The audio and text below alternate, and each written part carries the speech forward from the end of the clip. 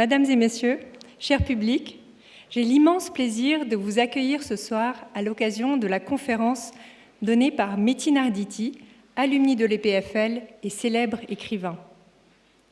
Metin nous fait l'honneur de revenir aujourd'hui à l'EPFL, là où son parcours d'adulte a commencé et où il a obtenu son diplôme de physique en 1968. Il était avec nous également en octobre dernier, sur scène, lors de la magistrale, où nous lui avons décerné le prestigieux Alumni Award en reconnaissance de son parcours si remarquable. En parlant de parcours, notre ingénieur est une magnifique source d'inspiration, infatigable, curieux, en recherche permanente d'excellence et de vérité. Il montre qu'il est possible d'avoir plusieurs vies et de se réaliser avec passion et impact dans divers domaines. C'est d'ailleurs le thème qu'il a choisi d'aborder ce soir avec nous en partageant son chemin de vie. La physique, la recherche en physique, les affaires, l'écriture littéraire, même combat, point d'interrogation. La conférence sera suivie d'une discussion et séance de questions et réponses modérée par Anne-Laure Ganac, qui est journaliste au Collège des Humanités et à la RTS. Mais avant tout, je vais passer la parole à notre président Martin Vetterli pour introduire notre hôte d'honneur. Merci.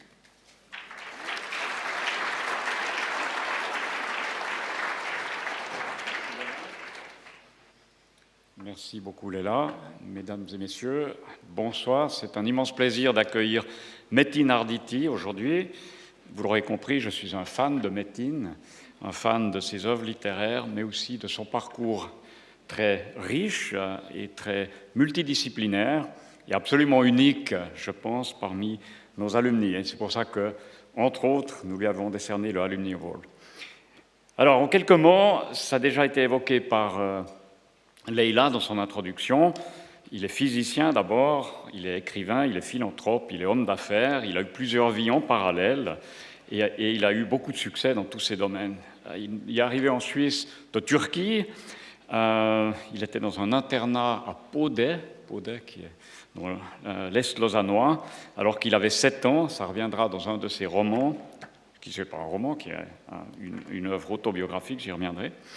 Comme il était intéressé par la physique et le métier d'ingénieur, il rejoint en fait l'EPUL, pas l'EPFL, on aurait dû le nommer Alumni Award de l'EPUL, puisqu'il a eu son diplôme en 1968, quand l'EPFL n'existait pas encore, et puis il a étudié sous un fameux professeur de physique dans un 3e cycle en physique nucléaire avec le professeur Borel.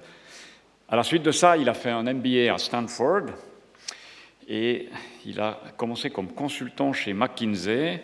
Et ceux qui me connaissent, vous savez ce que je pense des consultants. Et d'ailleurs, lui aussi, très rapidement, a décidé que ce n'était pas la bonne carrière parce qu'il aimait bien la liberté et l'autonomie. Il devient donc homme d'affaires à partir de 1972. Il investit dans de nombreuses entreprises, entre autres en Californie. Puis, revenu en Suisse, il se consacre à l'immobilier dans les années 80, c'était le bon moment, domaine dans lequel il a eu beaucoup de succès sur la place genevoise, dans l'arc lémanique en général. Ensuite, en 1992, il rencontre le professeur Michel Jeanneret, et ils ont une passion commune pour La Fontaine, voilà. Et cette passion les réunit, et Metin débute sa carrière d'écrivain par un livre sur La Fontaine. Il a ensuite publié de nombreux romans où se mêlent de nombreuses thématiques, des liens filiaux, des rapports entre les cultures, des sujets très, comme je l'ai dit, multidisciplinaires. Et sa carrière compte plus de 20 romans, plus une dizaine d'essais, des pièces. Et très rapidement, il connaît le succès, obtenant par exemple le prix Jean Giono pour Le Turquetto et le prix Méditerranée pour L'enfant qui mesurait le monde et le prix Machiavel, ça c'est le prix Machiavel, pour Tu seras mon père. Okay. À propos de L'enfant qui mesurait le monde, qui a eu beaucoup de succès, il a été mis en film et, sauf erreur, Metin me l'a rappelé, il joue un rôle en fait dans L'enfant qui mesurait le monde, mais je suis sûr qu'il nous en parlera tout à l'heure. Et il est toujours au travail, il ne s'arrête absolument pas. Son prochain roman L'île de la Française va paraître tout prochainement.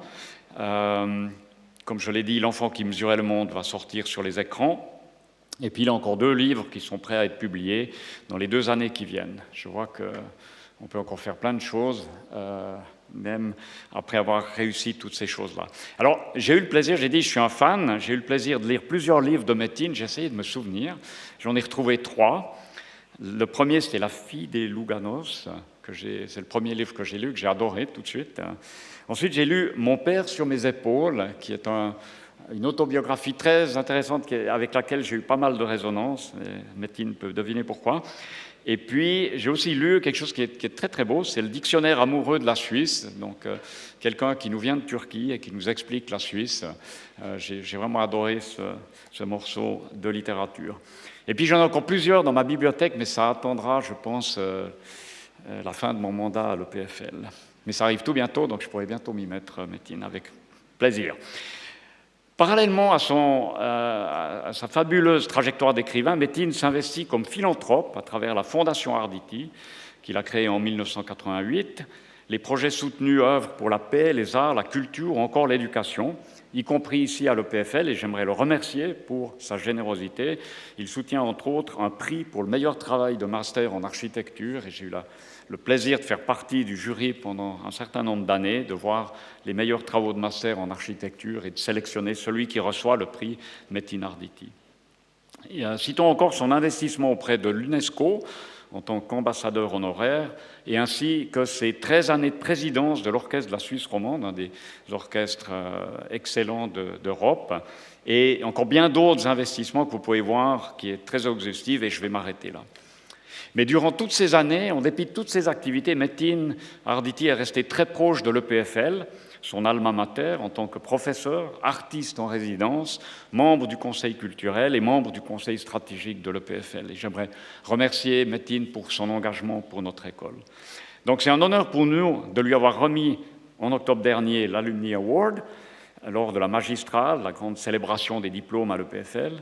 Et puis, nous le remercions d'être ici ce soir pour parler avec nous, parler avec Anne-Laure Ganac, nous parler de ses expériences, de ses multiples facettes, et puis tout ça se terminera par un apéro tout à l'heure. Merci beaucoup pour votre attention et d'être venu à cette soirée magnifique.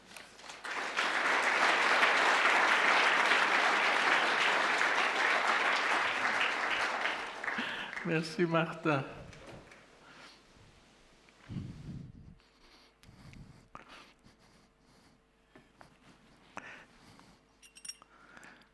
J'espère ne rien renverser.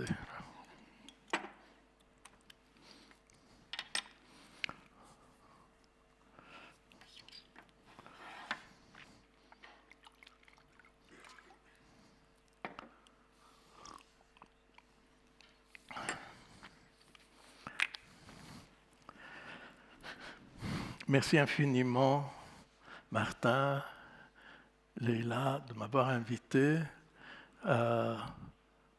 Cette école a beaucoup compté dans ma vie, depuis l'âge de 18 ans jusqu'à maintenant, donc plus de 50 ans. Et ça continue, puisque j'étais là en octobre, et me revoici.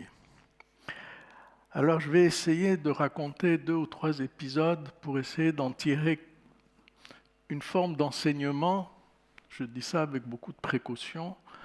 Et je vais commencer par une brève rencontre qui a eu lieu dans la deuxième moitié de juillet 1967. Je terminais à ce moment-là les examens semestriels de 4e année, et la prochaine étape, dans le cadre de mes études, c'était en septembre le diplôme théorique. Et là, à l'avenue de cours où nous étions, je croise un camarade de classe, Francis Piou, qui habitait Montreux. Je ne le croisais pas très souvent. Il avait suivi la dernière année une autre filière, mais enfin on se croise. Et il me dit ceci: tu sais, il y a Donc nous avions, juste pour cadrer le truc, 5 examens de diplôme théoriques, tous oraux, tous prévus entre 1h et 1h30, tous devant un jury de 3 personnes, dont une extérieure à l'école. 3 de ces examens comptaient beaucoup plus que les 2 autres. C'était 2 examens de physique du solide et un examen de physique quantique. Les 2 autres, c'était électronique et mathématiques appliquées. C'est déjà un petit peu un autre monde. Et Francis Piou me dit, tu sais, nous risquons d'être interrogés sur un chapitre de physique du solide qui n'a pas été traité, pour lequel il n'y a pas de polycopier. Il y a un livre écrit par un certain Slater de Cambridge, intitulé Solid State Physics, qui traite ce chapitre. Ce livre n'est pas à la bibliothèque, et c'était une toute petite chose, la bibliothèque, à l'époque. Et une dame bibliothécaire plutôt stricte. Et il est chez Payot. Il me dit tout. Il est chez Payot, il coûte 60 francs. Nous sommes en 67. 60 francs de l'époque, c'était bien 300 ou 350 francs d'aujourd'hui. J'avais 22 ans, j'étais marié, budget d'étudiant, et je me dis, comme le sacristain dans le premier acte de la Tosca, facciamo il segno della croce. J'espère que je ne vais pas tomber dessus. Un mois plus tard, à peu près, c'était vers la deuxième moitié d'août, il m'arrive vraiment de ne plus pouvoir tenir, tellement je travaillais. Je pense que tout le monde travaillait beaucoup, il n'y avait rien de personnel là-dedans. Mais vraiment, je travaillais comme un damné, matin, midi et soir, tous les jours, ma tête allait éclater. Et un jour, je dis à ma femme, écoute, je vais aller au cinéma, j'en peux plus. Ce n'est pas quelque chose que je faisais. Je crois que c'est la seule fois pendant les 2 mois de préparation, ou 2 mois et demi de préparation du diplôme théorique, que j'ai été au cinéma. Et donc je pars, j'habitais sur les hauts de Lausanne, à l'avenue de Chailly. Je parque ma voiture un petit peu au-dessus du haut de la rue de Bourg, et je descends la rue de Bourg. Je trouve aux Galeries du Lido un cinéma qui n'existe plus, qui s'appelait le cinéma du Lido. Et il y avait un film intitulé « Les professionnels », Burt Lancaster, Lee Marvin, Claudia Cardinale, ça ne pouvait pas être si mauvais, film de Richard Brooks, grand réalisateur de western, et je rentre dans la salle. L'histoire, c'est pendant la Révolution mexicaine. Maria, une jolie femme, s'enfuit de son mari. Alors son mari était riche, laid, méchant, tout ce que vous voulez. Elle s'enfuit de son mari avec un autre. Et son mari, qui ne l'entendait pas de cette oreille, engage une bande de malfrats pour la retrouver. Bande menée par Burt Lancaster. Et il la retrouve. Et un soir, dans le désert mexicain, il y a un échange entre Maria, c'est-à-dire Claudia Cardinale, et Burt Lancaster. Et Maria lui dit, « Vous faites ça pour l'argent. » Et Burt Lancaster lui répond, « Non. » Alors pourquoi vous faites ça? Et il lui répond, « Parce que nous sommes des professionnels. » Et il lui demande, « Qu'est-ce que c'est un professionnel ?» Et il lui répond, « C'est quelqu'un qui met toutes les chances de son côté. » Cette réplique, évidemment, a eu sur moi l'effet de la foudre. À la fin du film, j'ai quitté la salle et au lieu de prendre à gauche pour remonter la rue de Bourg, j'ai pris à droite. Sur 50 mètres, à droite, il y avait à l'époque la librairie Payot, à l'angle avec la rue Saint-François. Il y avait un exemplaire du livre, et je l'ai acheté, 60 francs. Environ un mois plus tard, personne n'est obligé de me croire, premier examen de physique du solide, je tombe sur ce chapitre. J'avais déjà passé l'examen de physique quantique, ça avait très bien marché, je ne connaissais pas ma note. J'avais besoin de très bonnes notes parce que je voulais aller à Stanford, à la business school. Et les conditions d'acceptation à la business school, c'était 3 à 5 ans d'expérience au moins et un âge en conséquence, c'est-à-dire entre 26 et 28 ans. J'avais à l'époque 22 ans et j'avais 0 expérience, 0,0. Donc, la seule chance, c'était vraiment que j'ai des notes tellement exceptionnelles que voilà, je sois reçu pour ça. Et donc, premier examen, ça a bien marché. C'était la physique quantique. J'avais passé en premier, il m'avait donné effet photoélectrique. Franchement, ce n'était pas très difficile. Deuxième examen, physique du solide 1, je tombe sur ce chapitre. Et évidemment, je le déroule. En plus, il faut dire une chose, c'est que ce n'est pas pour critiquer les livres de physique en français, mais en général, les livres en français, que ce soit la physique ou que ce soit la philosophie, on a l'impression que leurs auteurs font tout pour qu'on ne comprenne pas. Alors que les livres anglo-saxons, ils font tout pour qu'on comprenne. Il y a une lumière dans ces livres. Je me souviens, j'avais acheté aussi, en étant étudiant, les Feynman Lectures on Physics. C'était un régal de les lire. Enfin, on avait l'impression d'être dans un autre monde.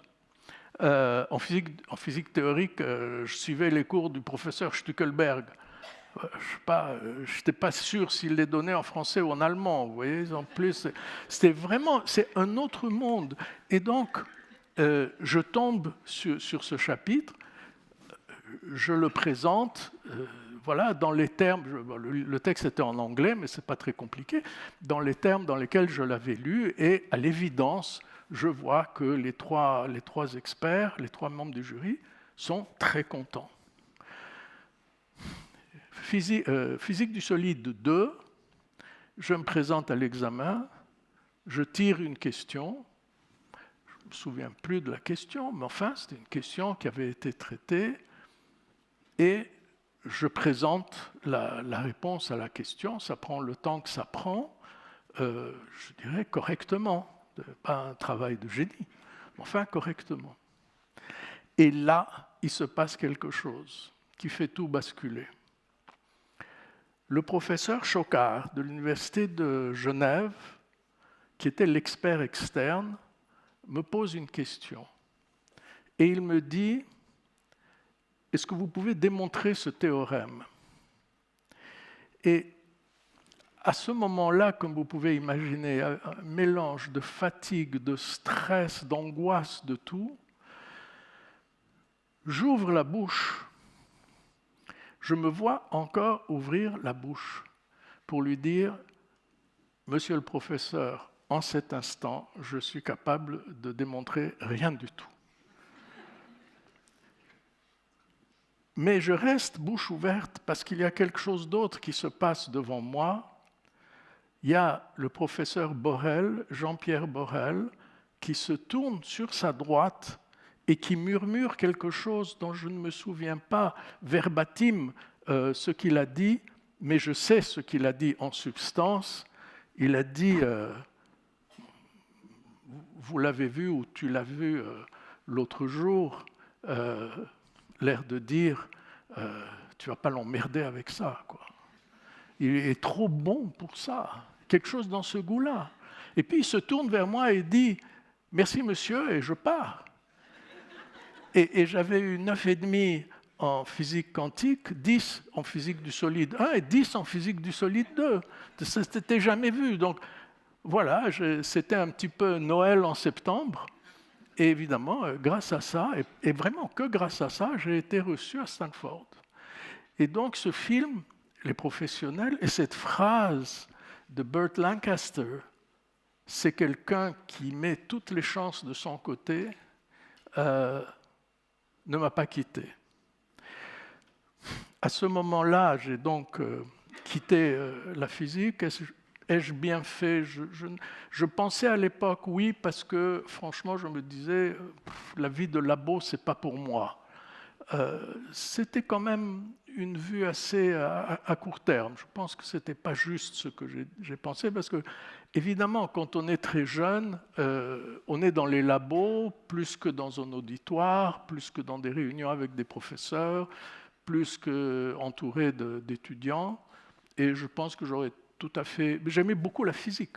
C'était la vie de labo qui me faisait peur, d'autant plus que les labos au département de génie atomique, c'était quasiment des sous-sols. On m'avait mis dans une pièce où il n'y avait pas de lumière. Enfin, c'était vraiment... C'est autre chose. L'école, c'était une autre école. C'était une autre atmosphère. C'était pas du tout aussi lumineux, gai, généreux et chaleureux qu'est les PFL aujourd'hui. Ça, il faut le dire. C'était une école cantonale, voilà, comme d'autres. Et donc j'ai quitté, j'étais à Stanford. Après Stanford, c'était une expérience sympathique. Bon, il y avait aussi l'Amérique. Hein. L'idée d'aller en Amérique, c'était quelque chose, parce que pour les gens de ma génération, l'Amérique, c'était... oui, il y avait quelque chose de magique. L'Amérique, les soldats américains avaient quand même sauvé l'Europe 2 fois en 50 ans. Donc tout ça était toujours présent dans l'air, dans la manière dont on parlait d'eux. Je me souviens d'un tout petit épisode, je devais avoir 4 ou 5 ans, à Istanbul, et j'avais demandé à ma gouvernante comment faire pour envoyer une lettre au Père Noël. Et elle m'avait dit, tu écris la lettre, tu vas à la fenêtre, et quand passe le grand avion pour l'Amérique, tu jettes ta lettre. L'Amérique, c'était à ce moment-là le Père Noël. Et donc, j'étais très content d'aller en Amérique. C'était sympathique. La business school était sympathique. Je ne sais pas ce que j'y ai appris, franchement. Hein. Mais j'ai connu l'Amérique. Ça, c'était quand même intéressant. Et puis, j'avais un professeur de stratégie avec lequel j'avais étudié Machiavel. Ça valait quand même son pesant de cacahuètes. Et puis, je suis rentré chez McKinsey, où j'ai beaucoup aimé toute la partie analytique, c'est-à-dire le contact avec les clients. Je n'ai pas du tout aimé l'atmosphère extrêmement hiérarchisée et pseudo-égalitaire de tout le monde qui s'appelle par le prénom d'emblée. Moi, ça me gênait.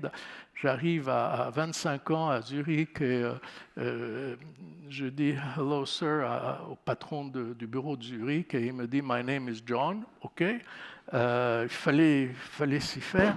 Mais d'une manière générale, autant j'étais très à l'aise avec mes clients, autant à l'interne, ça ne m'intéressait pas du tout. Et puis sur le fond, il y avait vraiment un problème. Martin l'a évoqué tout à l'heure, sur le fond quand même.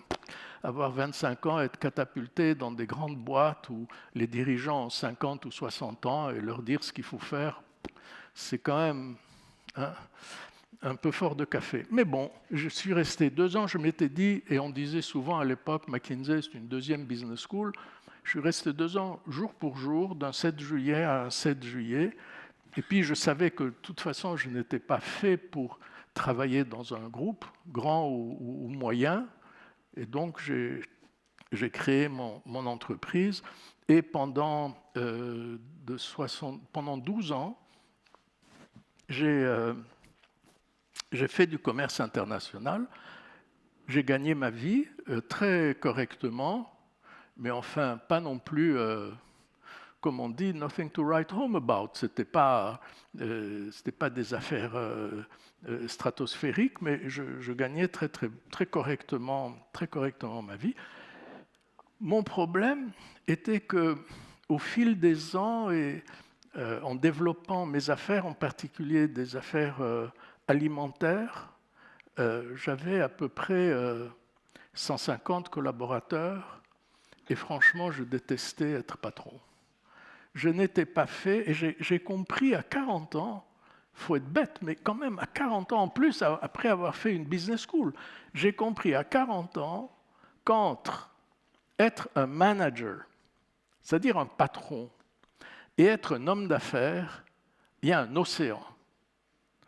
Et j'ai compris que moi, je n'étais pas fait pour être un manager, parce que j'avais fait 11 années d'internat et je détestais recevoir des ordres. Et je crois que celui qui déteste recevoir des ordres, forcément, il n'aime pas en donner. Parce qu'il se projette chez la personne à qui il donne des ordres, il la voit déjà mal à l'aise. Et donc, j'ai vendu mes affaires alimentaires, et pas bien. Je me suis retrouvé avec un petit peu d'argent. Et je me suis dit, j'étais en Grèce, sur une petite île où j'avais à peine construit une petite maison. Et je me suis dit, posé le problème en termes mathématiques. Minimax.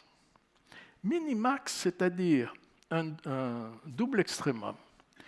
Mini pour aussi peu de collaborateurs que possible. Et max, des affaires aussi importantes que possible.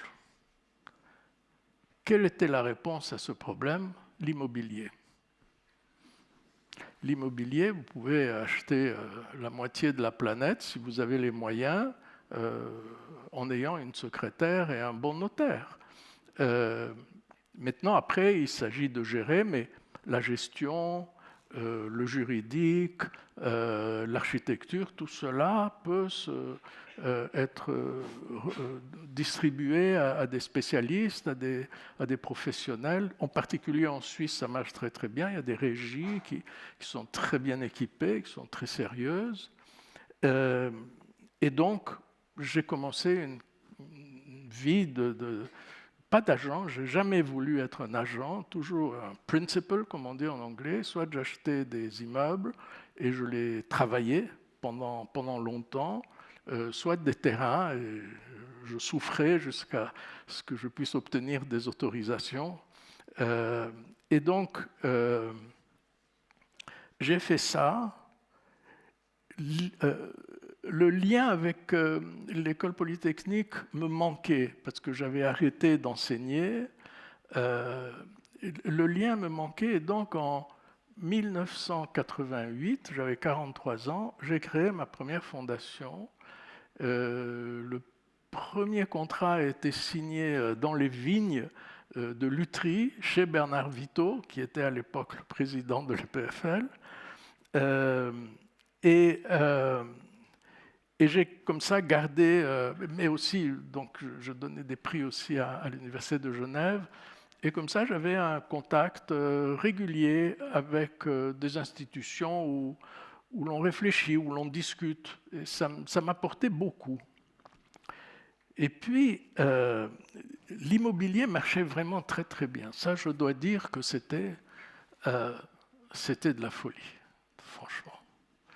Et on gagnait des montants qui étaient ridicules, qu'on ne méritait pas. On ne pouvait pas les refuser. Franchement, la réplique du film Le Parrain, je lui ai fait une offre qu'il ne pouvait pas refuser. Là, il n'y avait pas un pistolet sur la table, mais il y avait une pile de billets tellement haute que, effectivement, les gens qui faisaient le même travail que moi s'enrichissaient très vite. Et là, je dois dire, ma vie a vraiment basculé parce que j'ai eu très peur. J'ai eu très peur, je voyais autour de moi des comportements extrêmement vaniteux. Je ne suis absolument pas immune à la vanité. Et je me dis, si je deviens comme eux, c'est vraiment la déchéance. Et qu'est-ce que j'ai fait? J'ai commencé à lire La Fontaine. Chaque jour, je lisais plusieurs fois des fables de La Fontaine. J'en connaissais plein par cœur. Pourquoi? Parce que La Fontaine nous offre cette sagesse d'Orient, n'est-ce pas? Il s'est inspiré d'Ésope. Ésope, c'était un Grec qui habitait l'Asie mineure.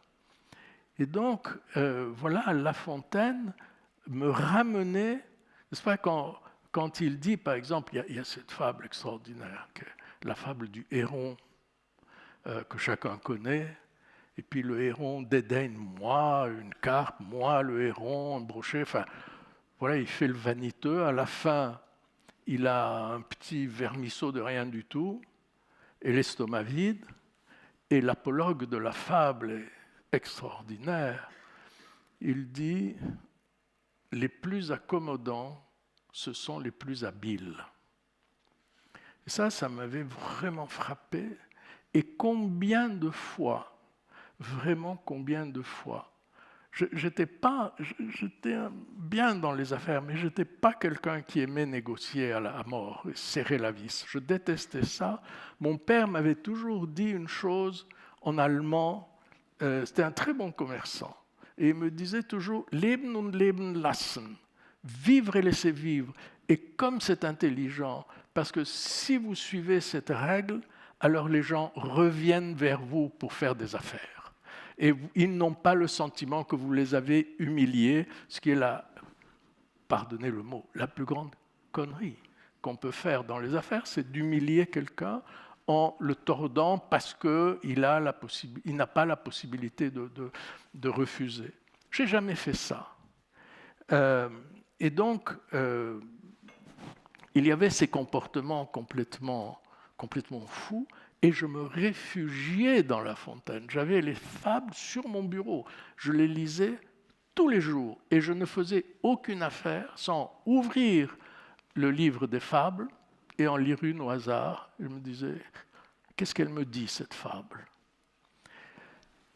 Et un jour, je suis invité au Dies Academicus, du fait que j'avais créé la fondation, c'était en 92, Martin l'a rappelé.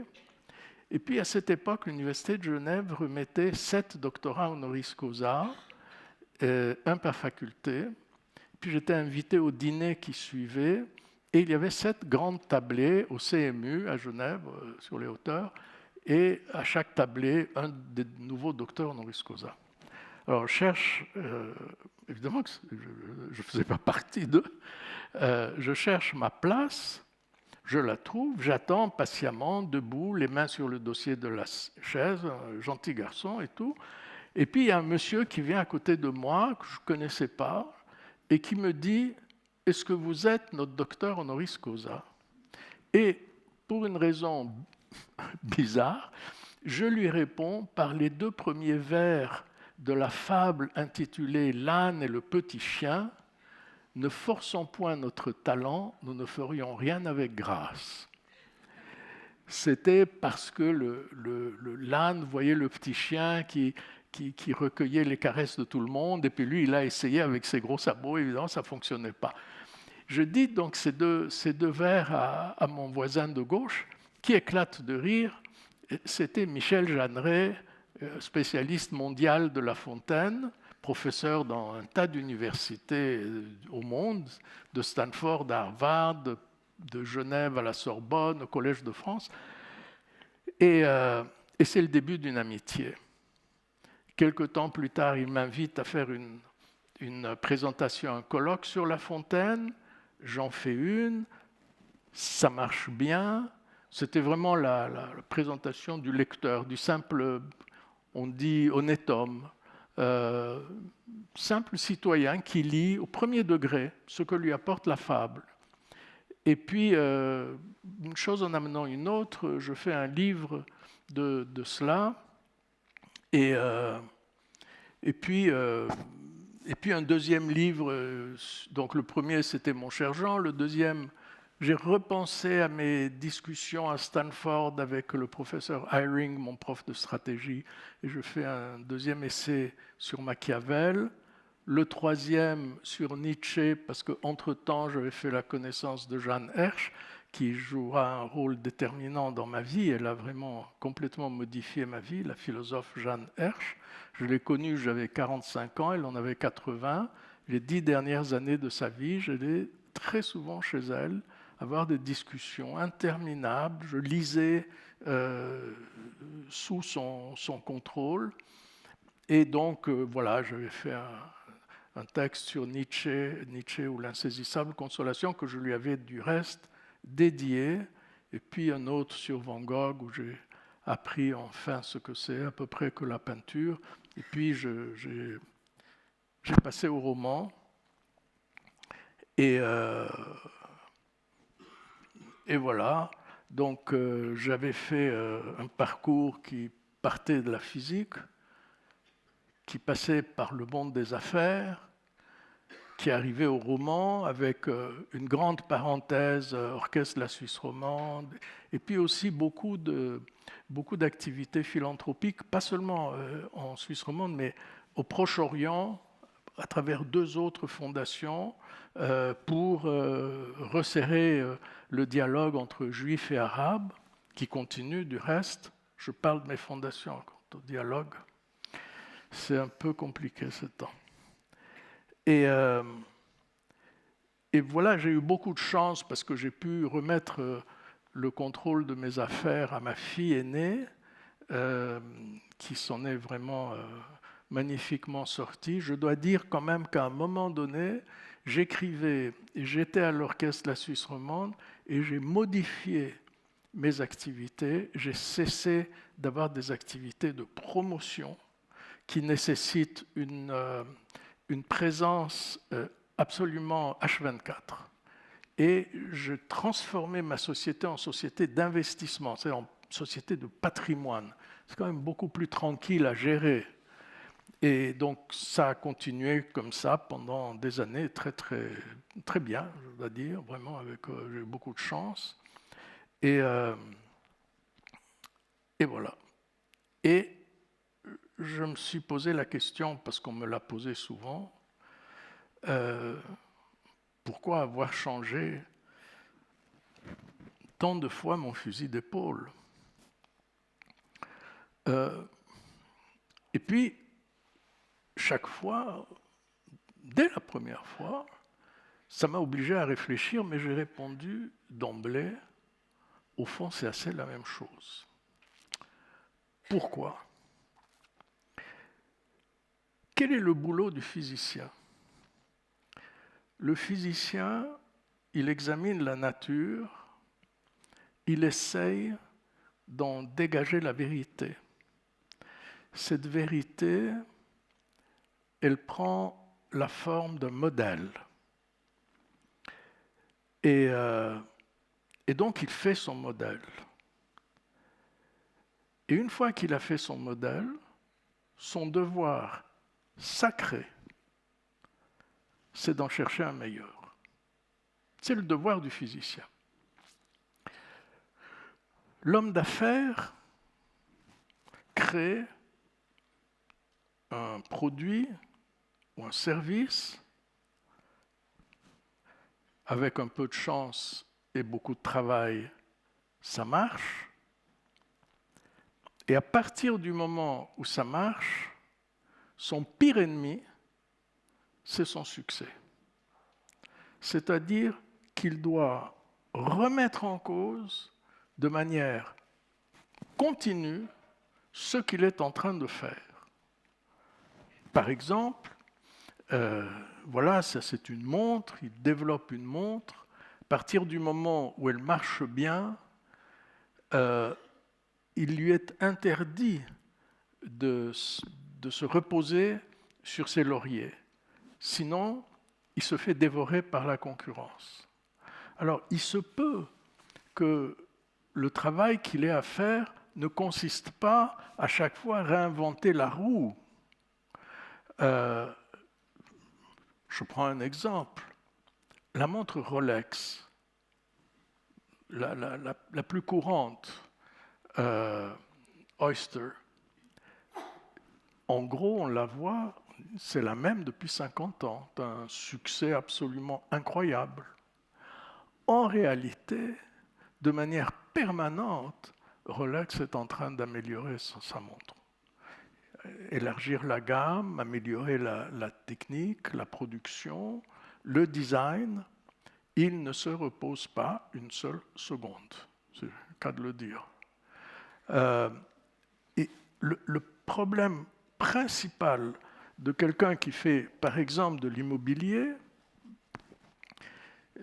Voilà, on prend un terrain, on construit un immeuble sur ce terrain, on cherche des locataires ou des acheteurs, mais à partir de là, s'il y a à côté de ce terrain un autre terrain et qu'on construit un autre immeuble, la donne sera différente. D'abord, ce n'est pas sûr qu'on le construise soi-même, ça peut être un concurrent. Et puis la donne sera différente. Peut-être qu'il y aura moins de demandes. Peut-être qu'il y aura une concurrence sur les prix. Et donc, au fond, je me dis, le physicien qui veut vraiment faire une carrière de physicien et pas juste un coup pour ensuite aller filer, faire de la paraphysique.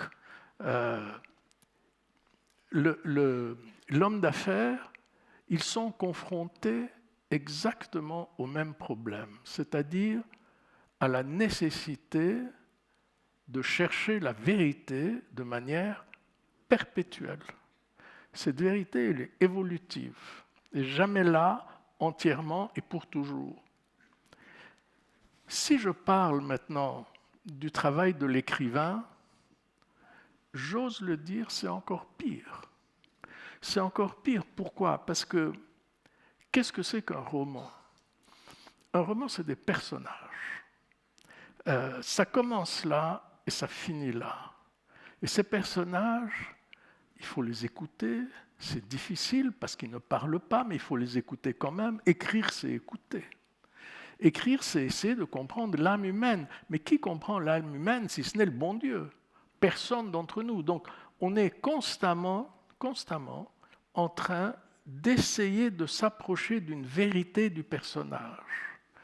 Ça prend des mois et des années, et à un moment donné, le combat, c'est ça, faute de combattants, on en a marre, l'éditeur dit « maintenant, ça y est, il faut qu'on publie », et on publie. Mais c'est pas fini. Une œuvre n'est jamais, un roman n'est jamais terminé, jamais. Il reste toujours des points d'interrogation. Je ne vous parle même pas du roman suivant. Au roman suivant, on est de nouveau au bas de la montagne. Le succès d'un roman ne garantit en rien le succès de notre roman. Je parle maintenant vraiment d'écriture littéraire. Il y a différents types d'écriture. Vous avez les collections Harlequin qui sont extrêmement codifiées. Il y a des protocoles, il y a des personnages types. C'est très très bien. J'ai beaucoup de respect. Ce n'est pas de la littérature, c'est du divertissement. Mais la littérature, c'est-à-dire qui consiste à aller chercher au cœur de chacun qu'est-ce qu'il a vraiment, qui est-il vraiment, pour qu'enfin soi-même on comprend qui on est. C'est ça l'idée finalement. Eh bien là, on est chaque fois au bas de la montagne. Et chaque fois, il faut escalader en essayant de faire au mieux, de comprendre et surtout de se remettre en cause. Finalement, je dirais que the crux of the business, dans ces trois activités, c'est essayer de s'accrocher à quelque chose qui est très difficile et qui est pourtant la chose la plus essentielle dans la vie, c'est l'humilité.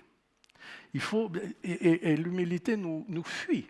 Je veux dire, on ne peut pas dire « je suis humble ». Déjà, c'est un constat non seulement de bêtise, mais de défaite. On ne peut pas dire « je ne suis pas vaniteux ». Et surtout, il faut constamment se dire « je le suis et j'essaye de faire ce que je peux » pour me retrouver chaque fois avec suffisamment d'énergie pour recommencer et remettre en cause ce qui, à un moment donné, a été un moment de succès et de gloire, etc., mais qui, en réalité, est très éphémère. Donc voilà, je crois que c'est ça, au fond, ce que j'ai essayé de faire dans ma vie, étape par étape. Au fond, c'est toujours la même histoire. Essayer de m'accrocher à ce que je crois être la vérité et essayer de la poursuivre du mieux que je peux. C'était le cas en physique, c'était le cas dans les affaires et c'est le cas en écriture. voilà, moi je m'arrête là. Je voudrais juste dire encore un mot concernant mon rapport à cette école. Martin, tu l'as rappelé tout à l'heure, c'est vraiment un rapport qui se déroule sur des dizaines d'années et dont beaucoup, au fond, s'est développé après que j'ai quitté l'école. C'est après que j'étais diplômé. Et donc, moi, je trouve qu'aujourd'hui, cette école est vraiment magnifique. Je le dis, la main sur le cœur, c'est plus du tout les pulls, c'est autre chose, c'est fantastique. Et je pense que les gradués, les nouveaux gradués de cette école doivent profiter de cette école, ne jamais la lâcher, parce qu'elle est très généreuse. Voilà, merci.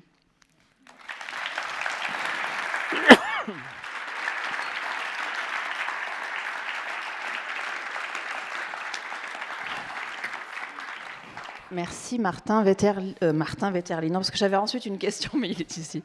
Merci Metin Arditi. Non, parce que... quelle heure est-il, Metin ? C'est moins quart. Ah oui. Parce que je veux quand même préciser pile poil. qu'en préparant cet échange, lundi, vous m'avez dit, vous savez, moi, en 10 minutes, c'est plié, hein, mon parcours. Voilà, donc ça fait... Demi-heure. Mais et tant mieux.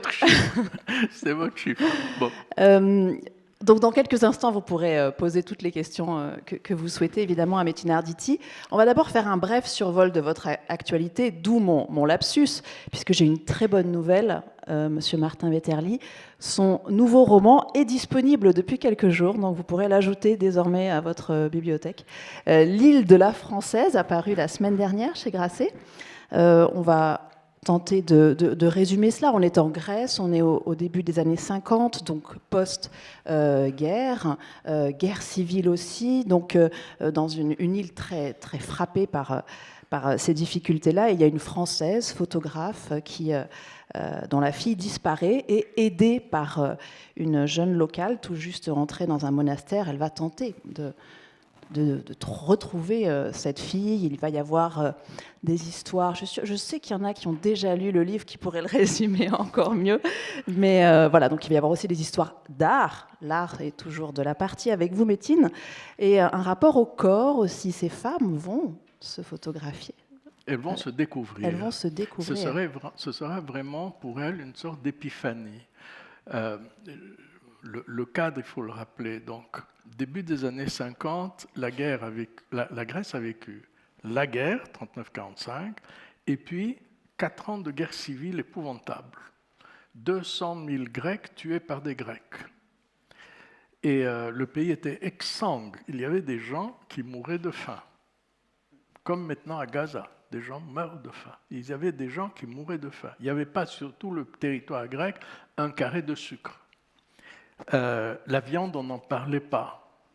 Donc, il y a beaucoup d'hommes qui sont morts, beaucoup d'hommes qui sont partis sur les bateaux, parce que c'est une tradition grecque, en particulier pour les Iliens.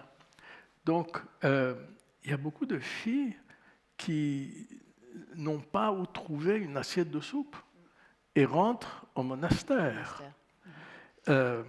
Et c'est en général des pauvres filles qui ont à peine été un peu à l'école. Et au monastère, la vie est extrêmement dure. Les règlements sont vraiment sans pitié. Les filles, les moniales, doivent s'en remettre pour tout à l'higoumène. Elles n'ont plus le droit d'avoir une personnalité à elles. Elles doivent s'en remettre à l'higoumène. Et ces femmes, jeunes ou moins jeunes, elles se lavent une fois par mois et ne connaissent pas leur corps. Elles ne le voient pas. Elles n'ont aucune possibilité de le voir. Et donc, arrive cette petite Clio, qui est une personnalité fantastique, brillante, intelligente, qui a subi, elle aussi, après 3 ans de noviciat, les femmes se scarifiaient dans le monastère. C'était une façon pour l'higoumène, c'est-à-dire la chef, de les tenir en quelque sorte sous sa coupe, elle comprendra après à quel point elle était en opposition frontale avec les enseignements du Christ.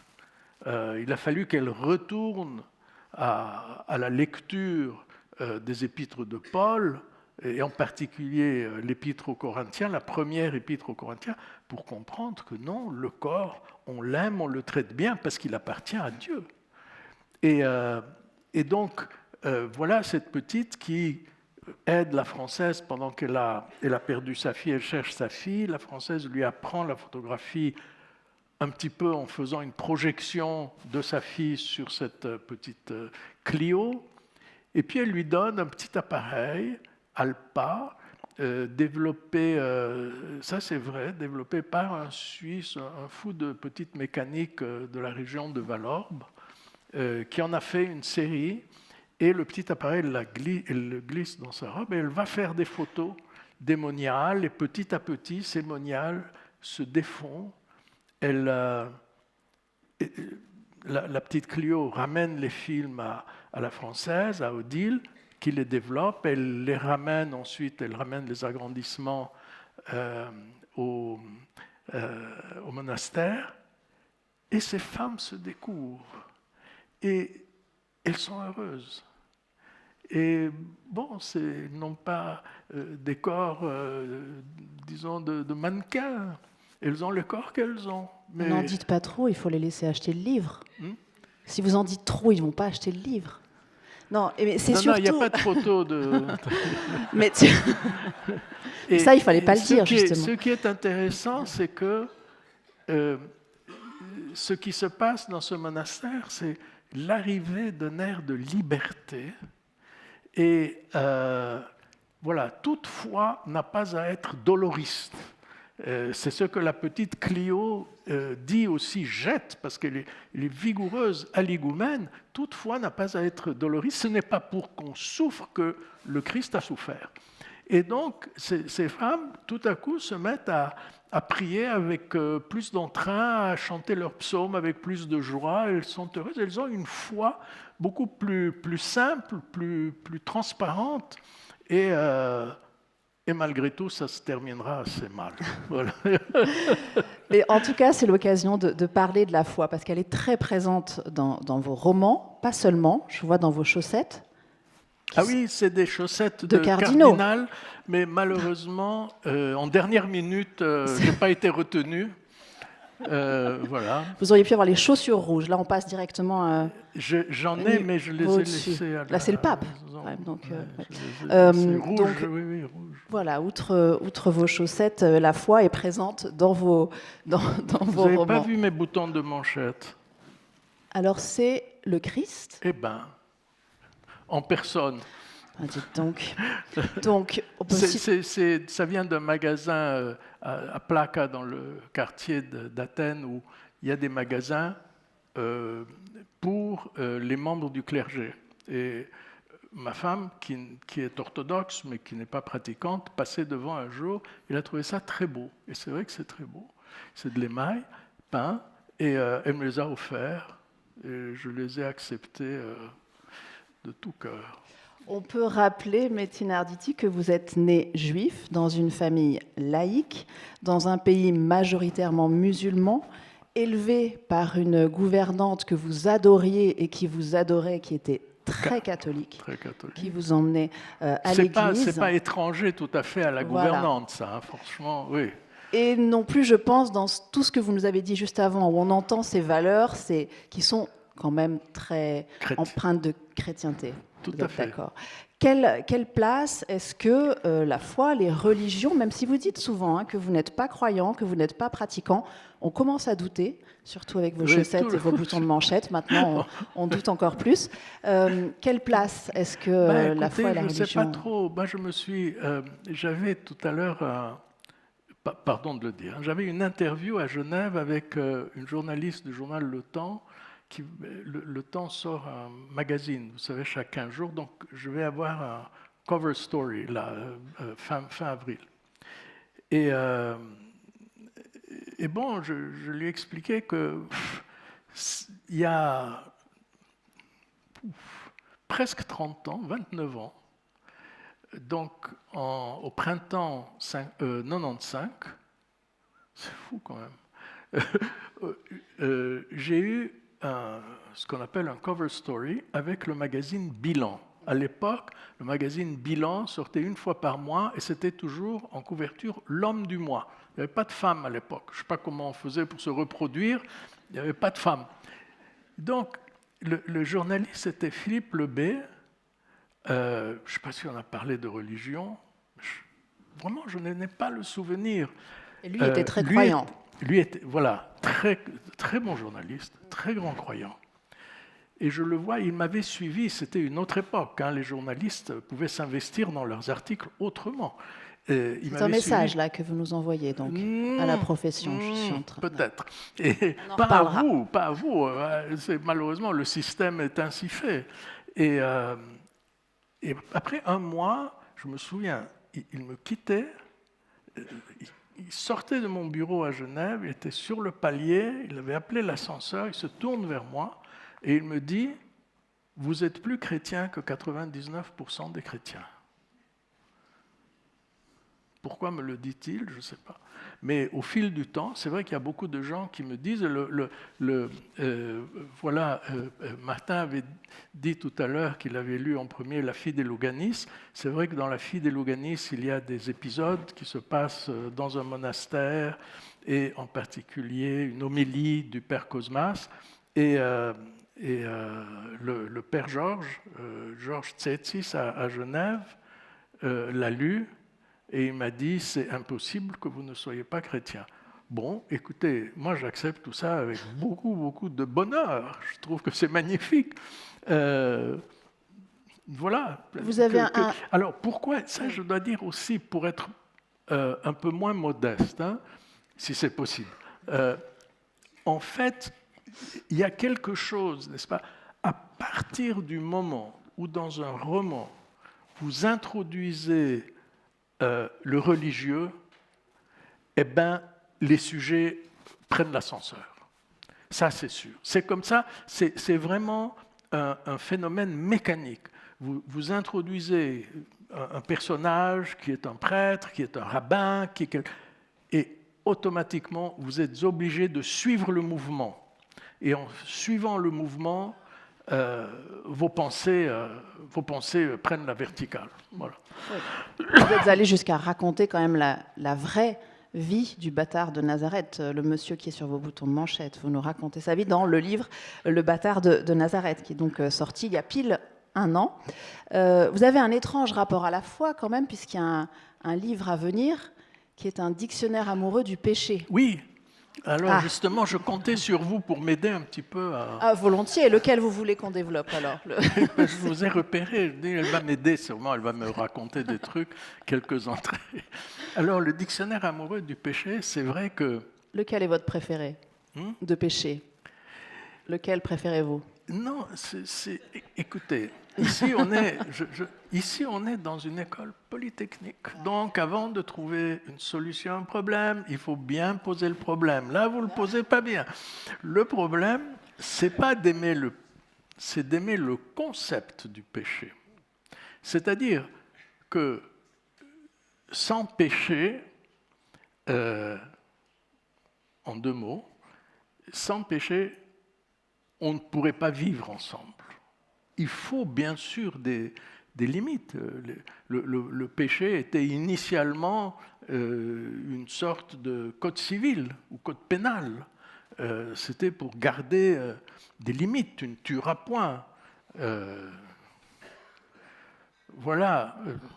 J'ai une blague là, mais je ne vais pas la raconter. Je la voyais qui montait depuis les chaussettes jusqu'aux yeux. On a vu monter la blague. Mais elle me vient maintenant. Franchement, ce n'était pas prévu. Mais donc il y a Moïse qui est monté recevoir les tables de la loi, et puis il redescend, et il y a tout le peuple d'Israël qui est devant, et il dit, c'était très très dur à négocier. Alors tout le monde applaudit et dit, bon, j'ai une bonne et une mauvaise nouvelle. les gens attendent. La bonne nouvelle, dit Moïse, c'est que j'ai réussi à limiter le nombre d'interdits à 10. Waouh! Grand succès. La mauvaise nouvelle, l'adultère est dans la liste. Quelqu'un a un commentaire, une question? Non, c'est possible, hein, les micros circulent, n'hésitez pas. C'est pas des trucs à raconter ici, ça, je me rends compte, mais bon. Ça tombe bien, Vous ce n'est pas l'avez filmé. cherché. Vous avez vu, il y a 4 caméras, donc ça reste définitivement. Voilà. On ne retiendra plus que ça de vous, cette blague, Metin Arditi. Un autre thème qui traverse nombre de vos livres, c'est le thème de la filiation. Vous ne l'avez pas évoqué tout à l'heure, donc je pense que ça vaut le coup d'en parler un petit peu ici. La filiation au sens, tout simplement, du rapport au père. Père, oui. Voilà. Ben, c'est pratiquement, je crois, dans tous mes livres. 11 années d'internat, très peu de présence paternelle, un peu plus de présence maternelle, mais enfin très peu quand même. Mes parents étaient en Turquie, moi j'étais ici en Suisse. Les vacances de Noël, de Pâques et un des 2 mois de vacances d'été, je l'ai passé à l'école. Donc, je voyais ma mère 1 mois par an et mon père vraiment très épisodiquement. Donc, voilà, le rapport au père est quelque chose qui s'impose en quelque sorte de soi-même. La quête de reconnaissance. Et de la part de ce père-là, qui n'a pas forcément été dans cette relation-là avec vous, et un père quand même qui aimait énormément les livres. Oui. Pas un hasard. Après Il aimait beaucoup les livres parce qu'il n'avait pas eu lui-même l'occasion de faire des études. Il avait quitté l'école très tôt et puis il avait passé toute son adolescence et une première partie de ses années 20 à Vienne dans des conditions très, très modestes, très pauvres.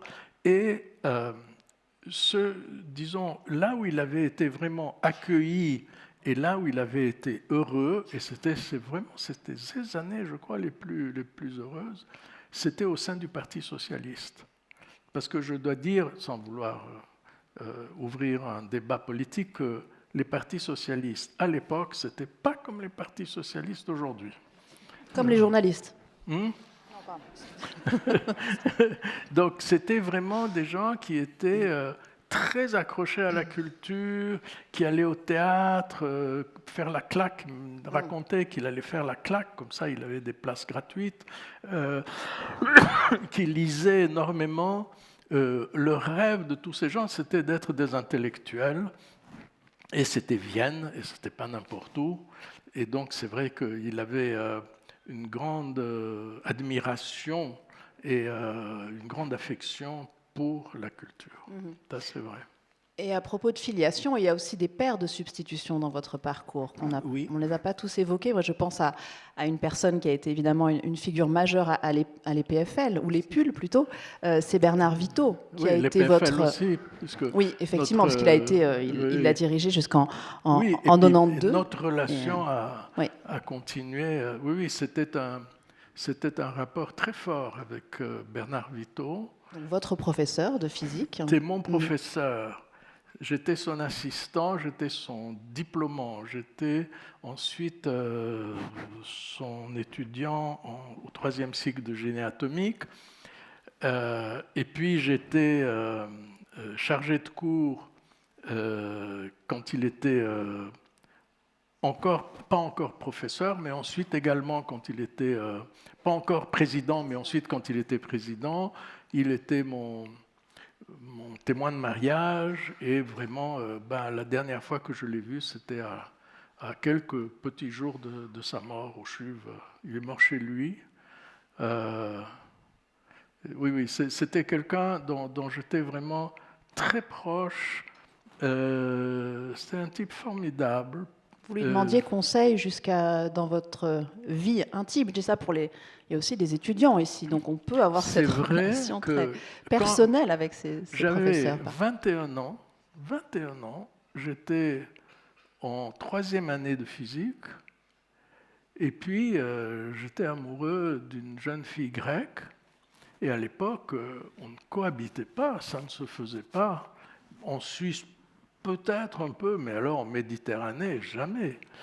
Et donc, je devais choisir si je voulais vraiment me lier à elle officiellement aux yeux des parents.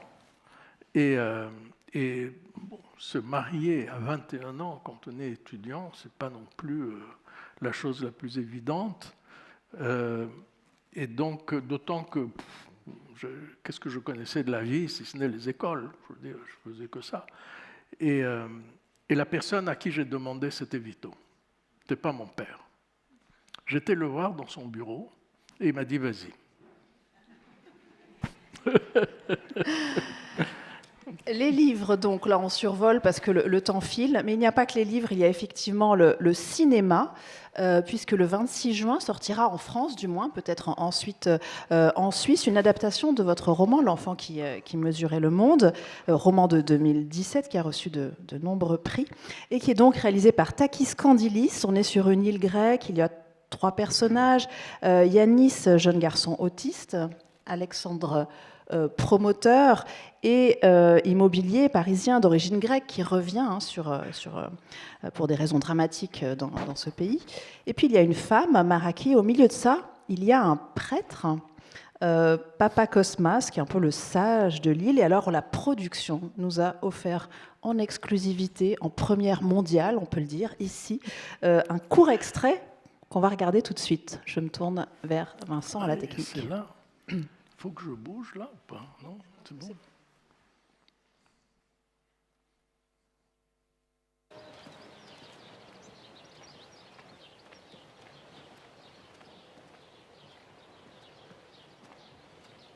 Qu'est-ce que tu fais? Tu viens pas? Non. Bon, bah attends-moi là.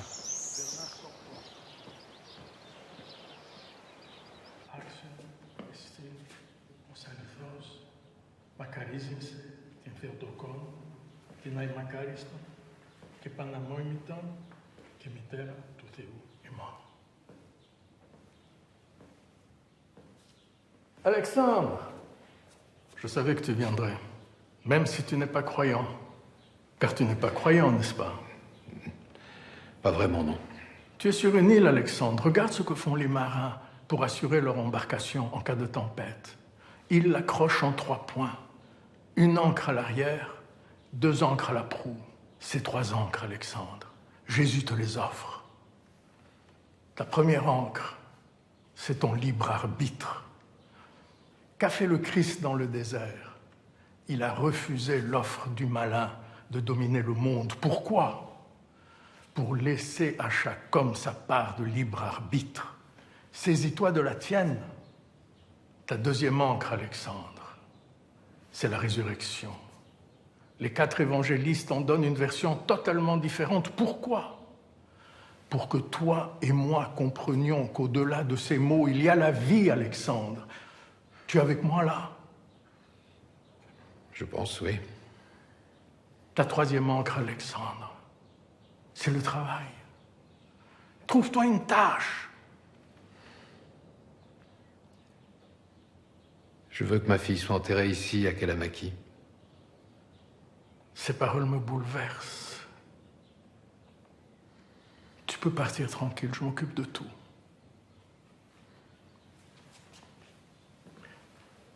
Alexandre, Mara qui a l'air solide comme ça, mais elle aussi a vécu le drame. Prends bien soin d'elle.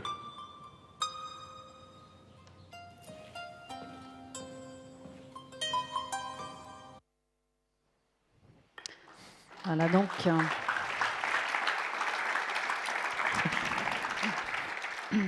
Je pense que tout le monde a reconnu Bernard Campan. Non, mais vous aussi, évidemment. Donc, qui jouait Papa Cosmas, c'est vous. Vous êtes donc aussi acteur. Metin Arditi, comment ça s'est passé et qui a choisi ce rôle pour vous? Alors, ça s'est passé comme ça. J'ai demandé à Takis Kandilis, le réalisateur, avec lequel ça, tout de suite, je ne le connaissais pas. C'était très marrant parce que quand j'écrivais Prince d'orchestre, je cherchais un patronyme pour mon chef d'orchestre. Il fallait que ce soit un patronyme fort et grec. et si possible qui commence par un K.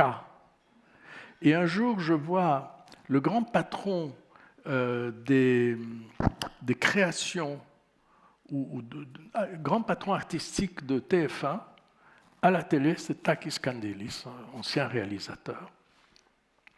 Et je me dis, Kandelis, ça c'est un nom formidable.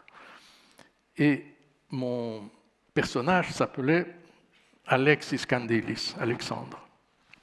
Et puis il est tombé, Takis, sur ce livre, et en fait, Alexandre, c'était son frère décédé. Il était très touché. Du reste, Alexandre, et puis il choisit de faire un film sur l'enfant qui mesurait le monde. Et là, déjà, on avait une relation très vite, très amicale, très méditerranéenne, sans façon. Et puis je lui dis un jour, tu sais, si tu es sympa, tu me trouves un petit truc, là, un petit rôle à la Hitchcock qui transporte sa contrebasse ou quelque chose comme ça. Au coup suivant, quand on se voit avec le scénario, il me dit, écoute, j'ai imaginé un personnage pour toi, jette un coup d'œil. Alors on se quitte, je monte à l'hôtel, je monte dans ma chambre, je lis le scénario et je vois que, c'était la première fois que je lisais le scénario, je vois qu'il a pris cette scène de Cosmas, mot pour mot, du roman. Mot pour mot. Et je lui téléphone, je dis, je ne veux pas que quelqu'un d'autre mette sa main sur ce texte. je veux le dire, est-ce que tu me fais confiance? Et il m'a dit, je te fais confiance, vas-y.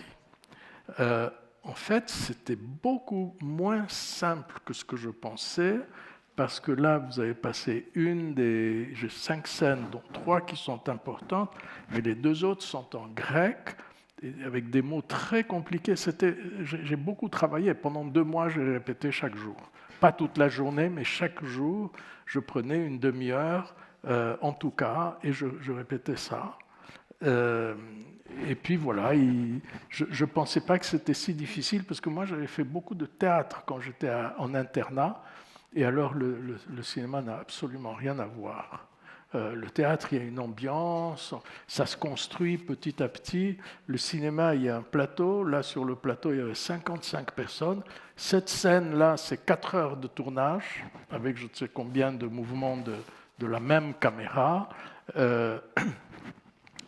Ça gueule dans tous les sens. Cette scène devait faire à peu près au total entre 15 et 20 prises. Et alors, chaque fois, il y a action, et puis il faut sortir l'émotion. Ça dure très peu de temps. Après, on recommence. Entre deux, ça gueule sur le plateau. Donc, ça n'a rien à voir. C'est un métier en soi. Je ne le connaissais pas, j'ai fait connaissance. Il y avait vraiment, la gentillesse de Takis, et puis de son numéro 2, c'était Maria qui était vraiment fantastique, Bernard Campan, adorable, l'actrice principale grecque, Maria Apostolakea, vraiment adorable. Tout le monde était là, vraiment. Moi, j'ai entendu des tournages qui étaient des moments de grand stress. Là, ça baignait dans le bonheur. C'était aussi la personnalité de Takis, quelqu'un de très sûr de lui, très calme. C'était une belle expérience. Il faut peut-être quand même rappeler que vous avez commencé tout jeune à faire du théâtre. Vous étiez enfant et votre professeur même a dit à votre mère, il est très doué, ce à quoi elle a répondu, ne lui dites surtout pas. Oui, pour l'amour du ciel, ne le lui dites pas. Mais parce qu'évidemment, c'était devenir acteur à l'époque, c'était un petit peu, vous savez, comme Séguéla qui avait écrit un premier livre intitulé « Ne dites pas à ma mère que je suis dans la publicité, elle me croit pianiste dans un bordel ». Et c'était un peu ça, je veux dire, faire acteur, c'était une forme une garantie de déchéance. Voilà, c'était comme ça. C'était aussi, faut remettre tout ça dans le contexte de l'époque. Mes parents avaient étaient nés pendant la Première Guerre et ils avaient quand même connu les années difficiles de l'entre-deux-guerres, la Deuxième Guerre. Et évidemment, pour eux, l'important pour leurs enfants, c'était d'assurer plutôt que d'aller chercher des joies un peu particulières. Donc, me voilà retourné à l'épule. Nous voilà sur une scène tout de même avec cet art de conteur que tout le monde peut constater. Je me tourne vers vous maintenant parce que vous avez sans doute plein de questions à poser à Metin Arditi. N'hésitez pas. Alors oui, vous avez des micros. Donc il y en a un ici. Vous pouvez vous avancer jusqu'au micro. Monsieur, oui, tout à fait. Allez-y. Comme ça, on vous voit aussi. Merci. Je suis docteur en physique. Un jour, je voudrais lancer une entreprise d'énergie nucléaire. Alors, je vous pose la question, qu'est-ce qui est votre leçon la plus importante emportée de la physique dans le monde d'affaires? Quand on fait de la physique... La leçon la plus importante pour passer de la physique aux affaires? La leçon la plus importante emportée du monde de la physique dans le monde des affaires. Écoutez, ce que je peux vous dire, c'est vraiment très personnel. Et ça n'a de valeur que parce que moi-même j'ai vécu. Parce qu'au fond, c'est un peu la même chose. J'ai passé effectivement de la physique d'abord à la business school, ensuite chez McKinsey. J'ai quitté McKinsey pour monter mon affaire, et ça, c'était vraiment un très grand saut, parce que McKinsey payait de très, très bons salaires. Et j'étais marié, on avait un bébé déjà, un enfant. Et puis ensuite, j'ai vendu mes affaires et j'ai commencé à faire de l'immobilier. Et puis, j'ai changé radicalement l'immobilier de société de promotion, société de patrimoine. C'était chaque fois des sauts assez importants. Je me souviens d'une discussion, et je vous la livre, elle vous éclairera peut-être. J'étais chez McKinsey et je parlais avec un collègue.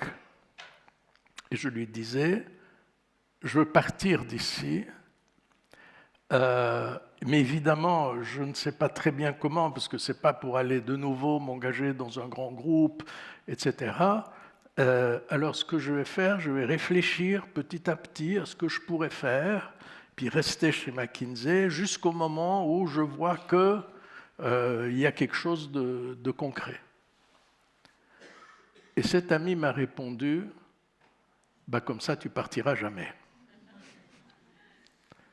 Et donc, le lendemain, j'ai donné ma démission. Et je pense, s'il y a une vérité qui ressort de ça, c'est la même pour la suite. J'ai vendu toutes mes affaires alimentaires d'un coup.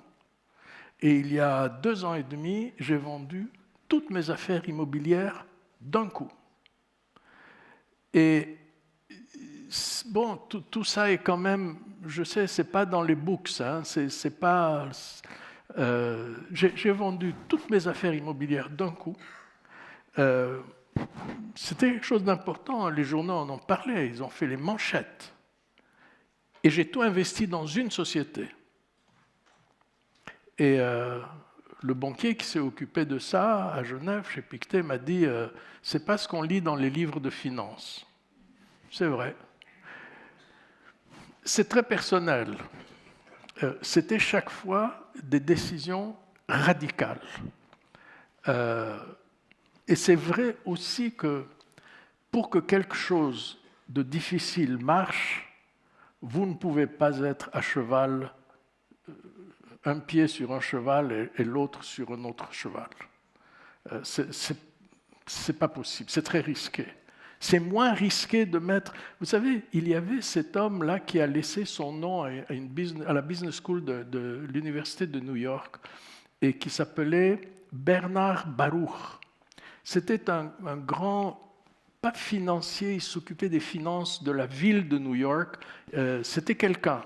Il a laissé son nom, la business school a pris son nom. Et Bernard Baruch avait ce mot qui m'a toujours guidé. Il disait « Put all your eggs in the same basket and watch the basket ».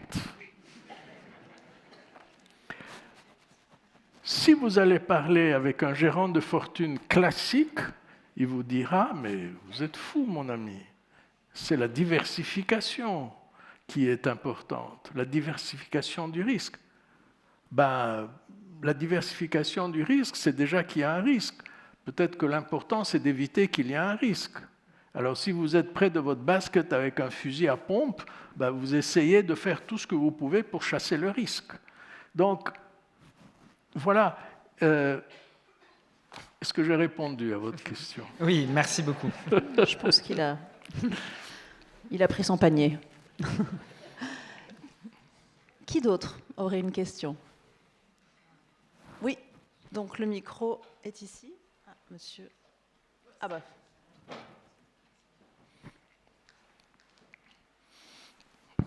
C'est pour tester votre motivation, il faut aller jusqu'au micro. Je suis motivé, alors il n'y a pas de souci. Déjà, bonsoir et merci beaucoup pour cette super présentation, très inspirante. J'avais une question. Pour être franc avec vous, j'ai encore jamais lu aucun de vos livres. Et je voulais vous demander, si vous n'en aviez qu'un seul à conseiller pour un alumni 2023, lequel ce serait? Compte tenu du contexte du monde actuel dans lequel on vit. Vous avez fait des études de quoi? Sciences de la vie. Oh alors tous. Tous mes livres parlent de ça. Lisez-les tous et vous les comparez après. Je vous signale que Payot a déménagé. Maintenant, ils sont en place Pépinet. C'est plus à la rue de Bourg. Vous les trouverez. Un en particulier avec lequel commencer? Par lequel commencer?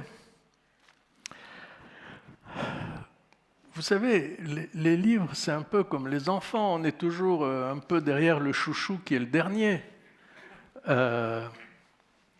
Moi, je trouve que le dernier répond à beaucoup de choses. C'est donc L'île de la Française. Ça tourne autour, évidemment, des questions que vous avez évoquées tout à l'heure, mais il y a beaucoup de photographies.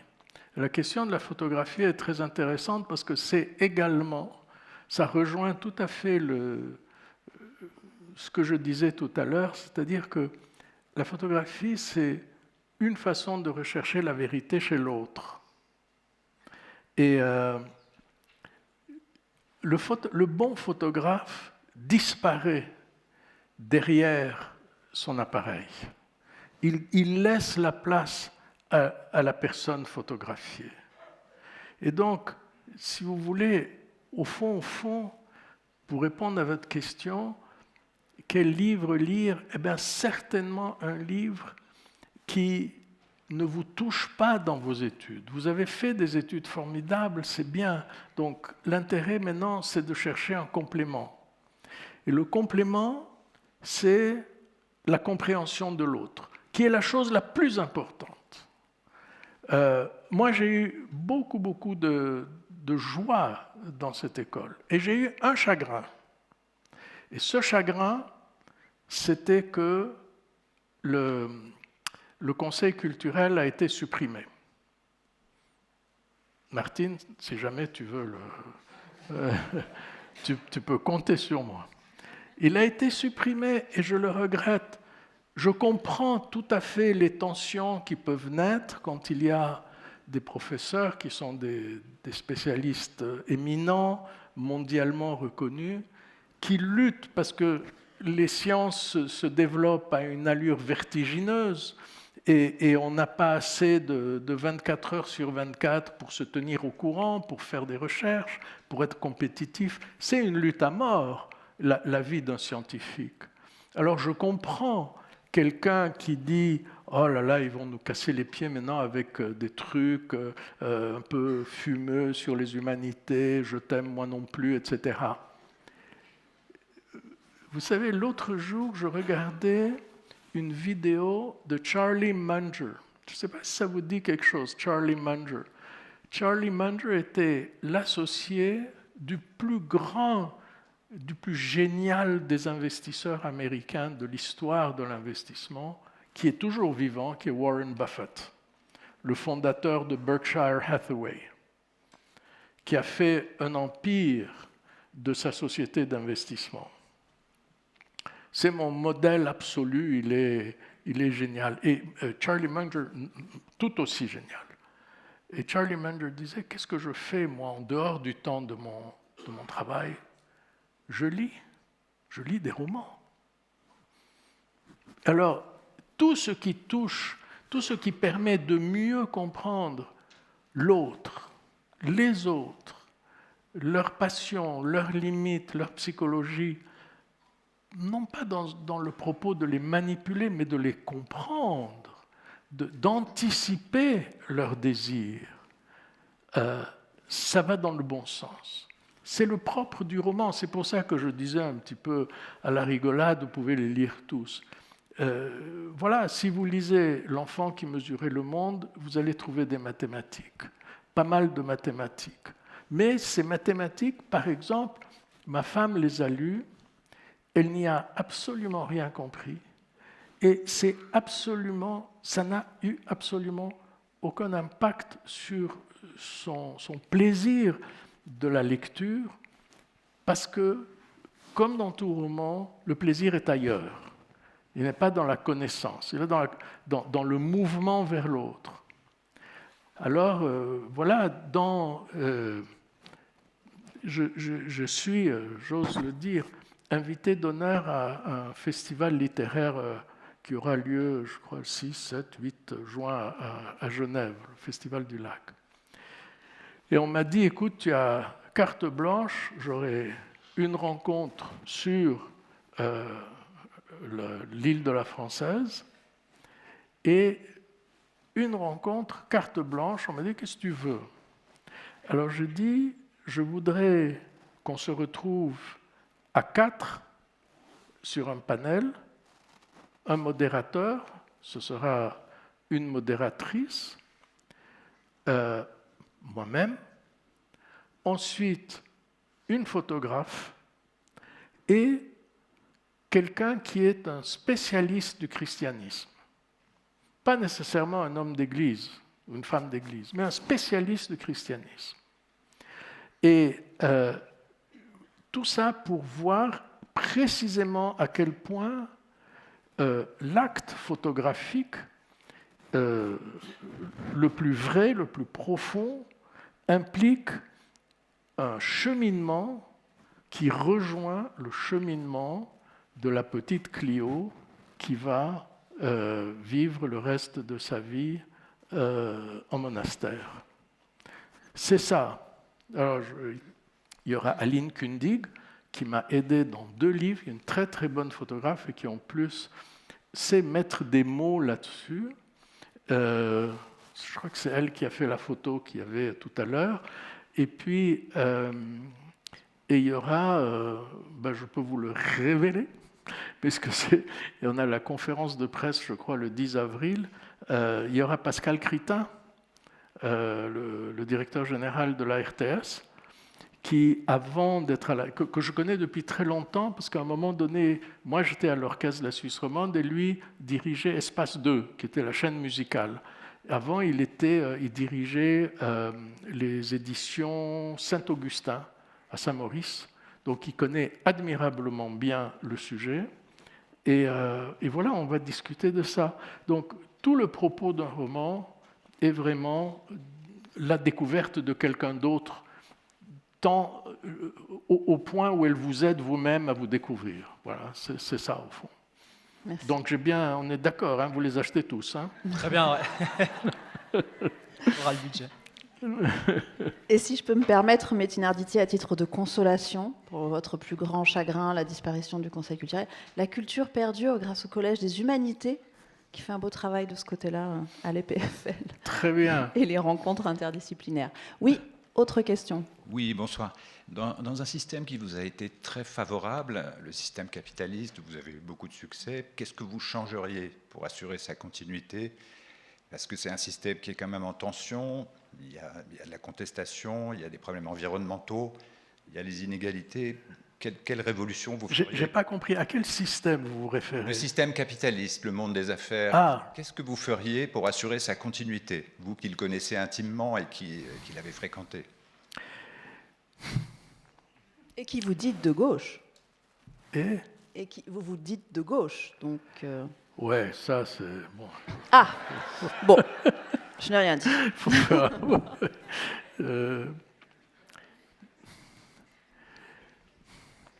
c'est vraiment difficile de vous répondre parce que c'est une question qui est vraiment très complexe. Moi, j'ai étudié aux États-Unis à une époque où j'avais le sentiment que les gens n'avaient pas complètement perdu la boule. Et aujourd'hui, je n'arrive pas à rejoindre ce sentiment quand je pense aux États-Unis. Mais j'avais vraiment ce sentiment. C'est-à-dire que une des premières choses qu'on m'a enseignées, c'était le Sherman Act. Sherman Act, c'est-à-dire, c'est les lois antitrust.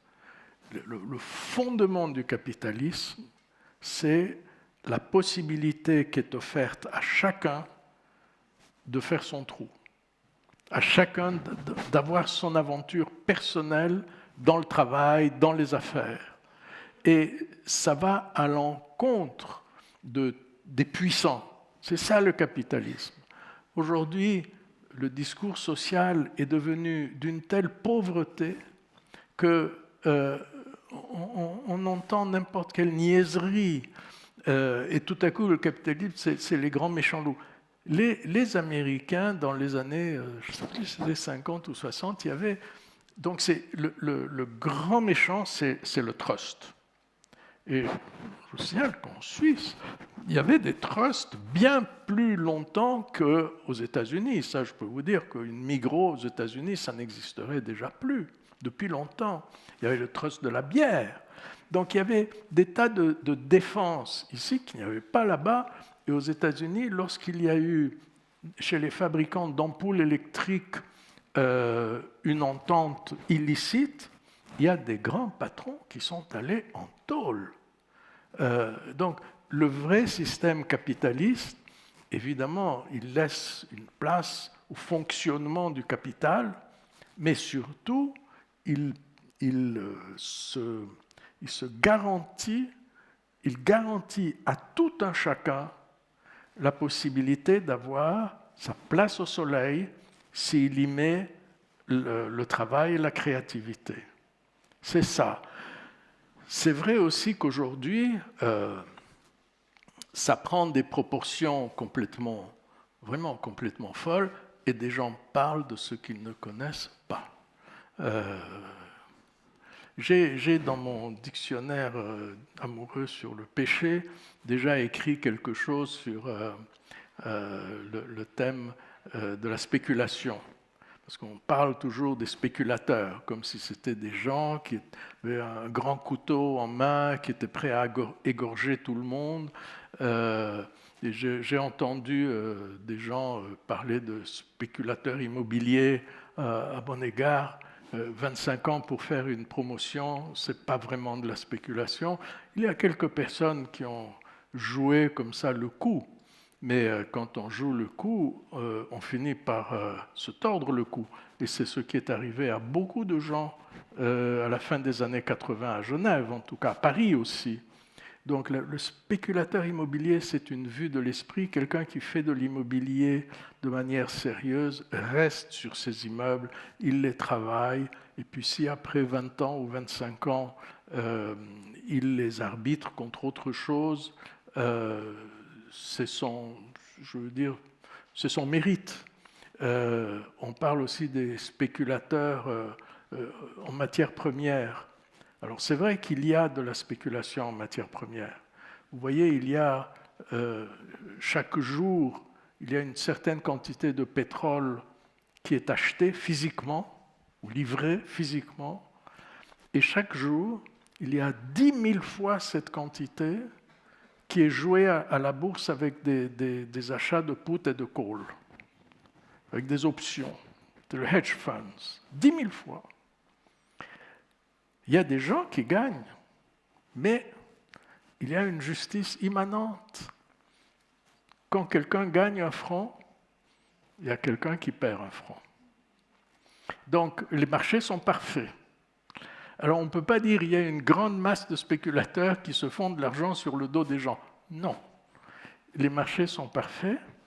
Il y a, par exemple, des gens qui vendent une marchandise dans une certaine devise qui n'est pas la leur, et dès qu'ils la vendent, ils se protègent en passant des contrats pour plus tard, pour qu'au moment où ils sont payés, eh ben, ils reçoivent ce qui leur est dû, ni plus, ni moins.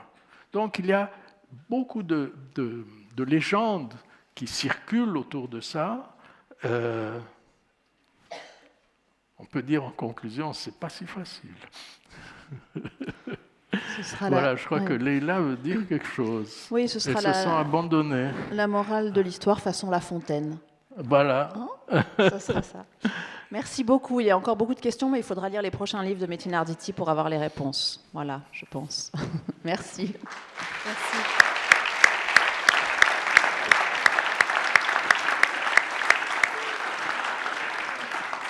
Voilà, on repart avec beaucoup de fables de La Fontaine et d'apprentissage. Donc merci beaucoup d'être venus ce soir. Je vous invite à l'apéritif et voilà. Et merci. Au revoir. Merci à vous.